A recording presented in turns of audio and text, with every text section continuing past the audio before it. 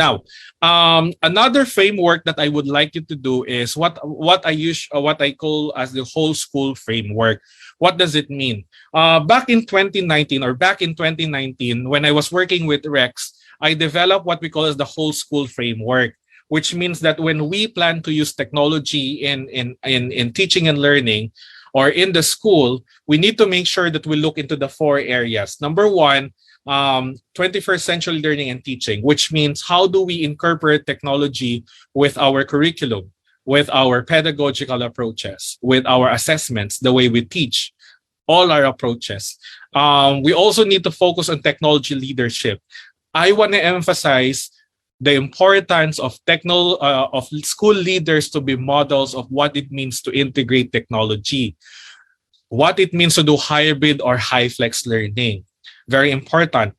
You also need to focus on teacher professional development because our teachers are our frontliners. You also need to focus on learning environment and infrastructure or the space, right? All of these four areas are being targeted also by the next specific the next episodes after mine or the next webinars for this webinar series focuses on specific areas. All of those areas are actually touching this what we call as the whole school framework. Now, I just want to focus on some important things. So just to give you an idea of hybrid and HyFlex learning and what needs to be considered. I zoom into four areas. Number one, learning and assessment design. Second is teacher readiness and professional development. The next one is safety support system and equity, and then space infrastructure and toolkit. Let me just start with some big ideas. These are general ideas that needs to come out in our discussion, and our succeeding episodes will be speaking or focusing about them. Let's start with space. Okay, when you're designing hybrid or HyFlex learning, it's really important to start with space because space affects the design of our learning experiences. Space right now is very, very important. Why?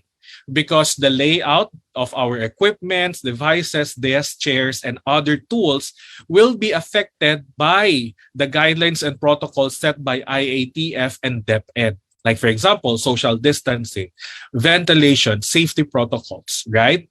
Do not also forget that in hybrid learning, we also have what we call as the virtual learning space, right? So it's very important. That's why DepEd actually, when you apply for pilot program for DepEd, you need to ask permission. And they actually would come to your school and check everything. The first thing that they look is the space. Look into is the space.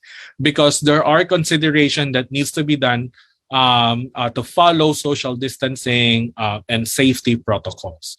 Infrastructure, they look into your internet bandwidth for video conferencing and all those things. Your toolkit, your learning management system. So there should be a robust learning management system, like for example, Schoology that we're using in Xavier, and of course what Rex is actually recommending, video conferencing tools, and your other learning platforms. So don't worry, because what you have been doing online will be transferred into hybrid learning.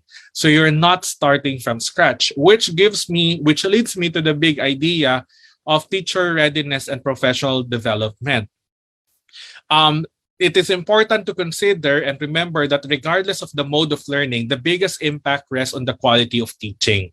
So we need to make sure that our teachers actually engage and help students through 21st century learning approaches in hybrid learning. You know, there are a lot of studies that says it's not the technology tool, it's not the design of the classroom, it's not whatever that will have the biggest impact. It's actually the quality of teaching. So we need to make sure that our teachers are very familiar with navigating the physical and virtual spaces, learning spaces at the same time. Note, teachers are not starting from scratch.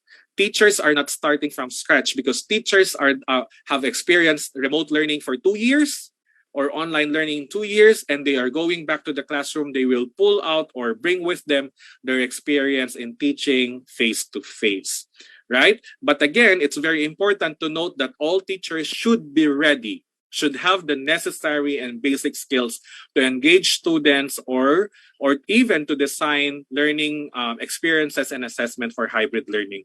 Which brings me also to the other dimension of learning and assessment design. How do we now design hybrid learning experiences and assessment when our students are online and on-site? What I want to emphasize is safety, support system, and equity. What does it mean? In hybrid learning, how do we ensure student safety? When our students are online, when our students are on-site, how do we ensure support system for them, especially for students who are far from us, who are learning from home? And because our students are on-site and online, how do we ensure equity? Paano natin i-ensure ang pagkapantay-pantay? That everyone is equal in terms of engagement, in terms of an assessment. No one is given undue advantage. So these are the biggest challenges for us in hybrid learning. How do we ensure learner safety, learner support system, and learner equity? But then in the end, all of these are very important areas of consideration.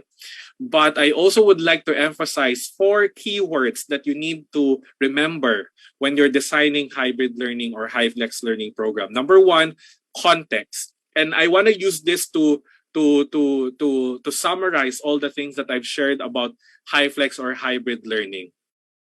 Context, very important. How do you call it? We always need to start with context. We always need to start with the students' needs, their capabilities, the needs of the school community, and even the teachers and parents, so that we are able to design.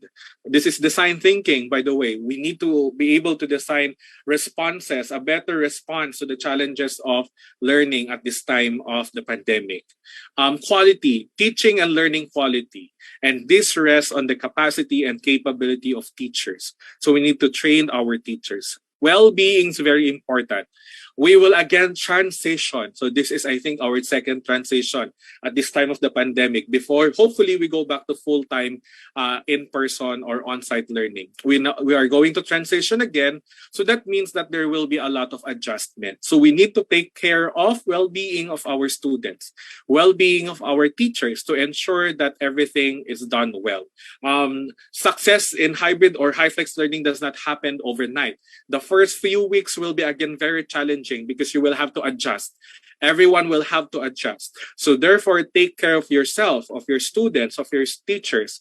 Well-being is always and should always be a priority as we transition to the next phase or process of learning. And then, of course, safety and equity.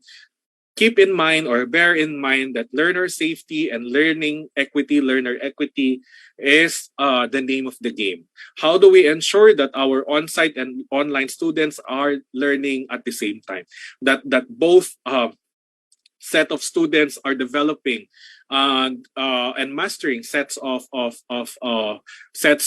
knowledge and skills, so that they are both able to achieve the set learning outcomes of our curriculum. So there, context, quality, well-being, and safety and equity. All of these things are very, very important as we design the hybrid or HyFlex learning program of our schools as we transition to the next school year.